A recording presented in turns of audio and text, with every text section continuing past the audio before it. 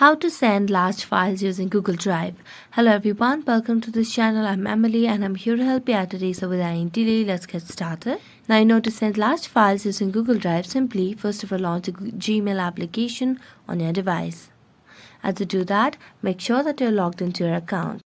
Next, tap on the Compose option at the bottom of the screen, and as you tap on Compose, here you can see the option of Attach a file at the top right corner of the screen. So tap on Insert from Drive directly. So just tap on Insert from Drive, and here you'll be able to see different options and different files that you have. So you can just tap on any of the file that you want to send using the Google Drive.